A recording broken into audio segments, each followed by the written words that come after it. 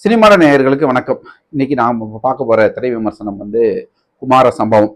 நம்ம ஆர்ஜே பாலாஜி வேணுகோபாலுடைய இயக்கத்துல குமரன் வந்து சின்ன திரையிலிருந்து பெரிய திரைக்கு கதாநாயகனாக அறிமுகமாகிறார். மேலும் அவருடன் வந்து குமரவேல், ஜிஎம் குமார் மற்றும் பலர் இணைஞ்சு நடிச்சிருக்காங்க.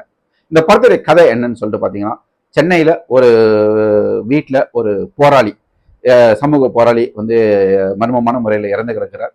அந்த மர்மமான அந்த கொலையை விசாரிக்கும் போது அந்த அவருடைய மரணத்தை சுத்தி யாரெல்லாம் இருக்கிறாங்க அப்படின்றது தான் இந்த ஒரு சஸ்பென்ஸ் கலந்த திரைப்படம். அதை நோக்கி ஒவ்வொருத்தருடைய பார்வையில அவர் வந்து யாரு, அவர் எப்படி இறந்திருப்பாருன்னு அப்படியே கொஞ்சம் போற இந்த சீரியஸான ஒரு கதையை நம்ம பாலாஜி வேணுகோபால் வந்து ஒரு காமெடி கலந்த சஸ்பென்ஸ் த்ரில்லரா வந்து இந்த படத்தை இயக்கியிருக்கிறார். இந்த படம் எப்படி இருக்குது அப்படின்றத பார்ப்போம். இந்த படத்துல நாயகனா வந்து குமரன் நடிச்சிருக்காரு. குமரன் வந்து ஜிஎம் குமாரோடைய பேரன். ஜிஎம் குமார் வந்து ஒரு கொஞ்சம் நல்ல வசதியான ஒரு ஆள். அவருடைய வீட்டில் வந்து குமரவேல் வந்து அவருடைய வளர்ப்பு மகனாக இருக்கிறார். குமரவேல் யாருன்னு சொல்லிட்டு பார்த்தீங்கன்னா, ஒரு சமூக போராளி. பல சமூக விஷயங்களுக்காக போராடி கோர்ட்டு களம் சென்று பல தீர்ப்புகள் எல்லாம் வாங்கி நிறைய பேருக்கு நல்லது செஞ்சுக்கிட்டு இருக்கிற ஒரு சமூக போராளி. அதனால அவருக்கு வந்து நிறைய எதிரிகள் இருக்காங்க. அவருடைய வீட்டில் தங்கி இருக்கிறார். குமரன் வந்து திரைத்துறையில போராடி அவருக்கு வந்து ப்ரொடியூசர் கிடைக்காதனால தன்னுடைய தாத்தா கிட்ட வந்து சொத்தை வித்து கொடுக்க சொல்லி கேட்கறாரு. அவர் வந்து விற்க மாட்டேன்றாரு. அது அப்புறமேட்டுக்கு வந்து சொத்தை வித்துலான்னு சொல்லிட்டு சொத்தை வந்து சரிசமமா பங்குறார். தன்னுடைய பொண்ணுக்கு, மருமகனுக்கு, பேரனுக்கு, இப்படி எல்லாருக்குமா அந்த சொத்துக்களை பிரிக்கும் போது குமரவேலுக்கும் ஒரு பங்கு போய் சேரணும்னு சொல்லிட்டு உயில் எழுதி வச்சிருக்கிறாரு.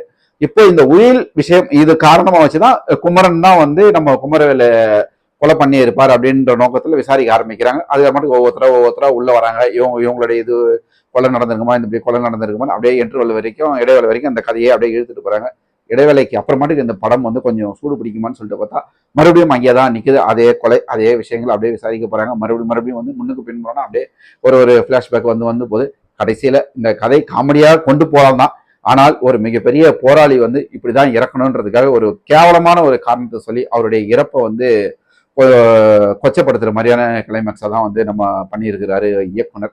இந்த படத்துல வந்து நடிப்புன்ற விஷயத்துல சொல்லிட்டு பாத்தீங்கன்னாக்கா, குமரனுக்கு வந்து இது வந்து முதல் திரைப்படம் அப்படின்றதுனால தன்னுடைய முழு உழைப்பையும் போட்டிருக்கிறாருன்னு சொல்லலாம். குமரவேல் அவருடைய வழக்கான நடிப்பு, ஜிஎம் குமரெல்லாம் சொல்லவே தேவையில்லை.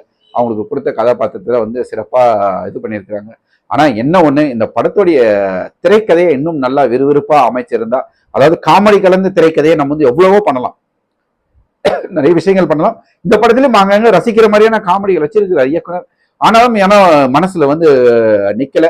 இடைவேளை வரைக்கும் நல்லா போன படம் இடைவேளைக்கு அப்புறம் ரொம்ப தொய்வா தான் போகுது. குமார சம்பவம் ஒரு மிகப்பெரிய சம்பவமா இல்லாத ஒரு சாதாரண சம்பவமா தான் இந்த படம் வந்து கடந்து போகுதுன்னே சொல்லலாம்.